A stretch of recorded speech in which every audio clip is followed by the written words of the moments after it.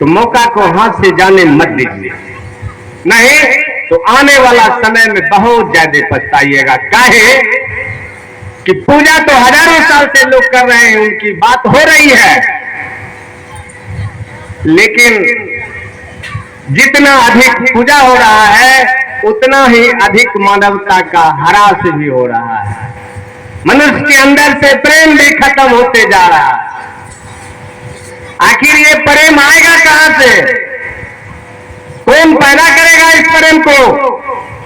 और सच्ची बात जान लीजिए कि कुछ चीज अंदर से खत्म नहीं हुआ है, सिर्फ हमारी आपकी चेतना खत्म हो गई है। हमारा आपका मन सोचना नहीं चाह रहा है कि हम आप कर क्या रहे हैं। आज साहब कहे कि चलिए इस महादेव के पास और अपने आप को पहचानिए। ईश्वर की पहचान आप तभी कर सकते हैं जब आप अपने आप की पहचान कर लीजिएगा। जिसको अपने आप की पहचान नहीं है वो ईश्वर की पहचान कर ही नहीं सकता। काहे कि ईश्वर का शरीर ही नहीं होता है। शरीर होगा तब निखार हो, उससे बातचीत कीजिएगा तो उसके बारे में जान पहचान बढ़ेगा। जिसका शरीर ही नहीं है उसके सामने खड़े नहीं होइएगा, उसका अनुभव आप क्या कर सकते हैं, उससे क्या पूछ सकते हैं? ईश्वर शरीर में नहीं होता है, गुरु शरीर में नहीं होता।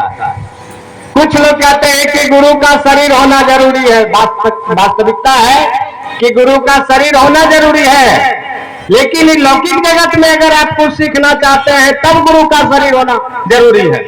अध्यात्म में गुरु का शरीर होना कोई जरूरी नहीं है, क्योंकि गुरु भाव सत्ता होता है। चाहे वो सामान्य गुरु हो, सदगुरु हो या जगत गुरु हो, वह शिष्य के भाव स्तर पर उतरकर उसके अंदर ज्ञान की चेतना का परिमार्जन करता है। अगर गुरु भाव सत्ता नहीं होता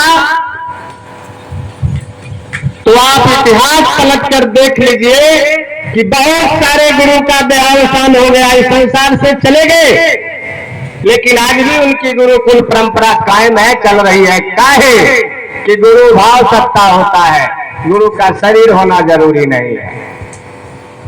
आज हम आप बड़े सौभाग्यशाली हैं, इस कलिकाल खंड में सर्वोच्च सत्ता जिनकी इच्छा से जगत चल रहा है वह हमारे आपके गुरु हो गए।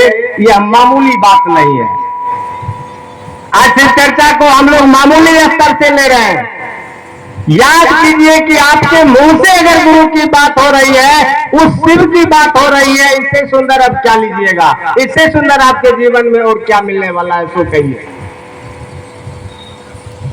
जो कि अधिकार पहले नहीं था, बहुत अगर था, एक लोटा जल हम लोग चढ़ाते थे, इसके बाद कोई समझ उनके बारे में नहीं था।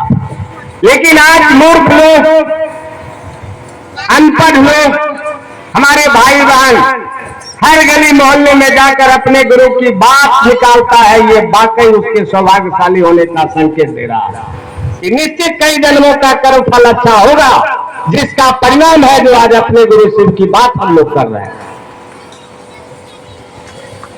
इस समय को हाथ से जाने मत दीजिए।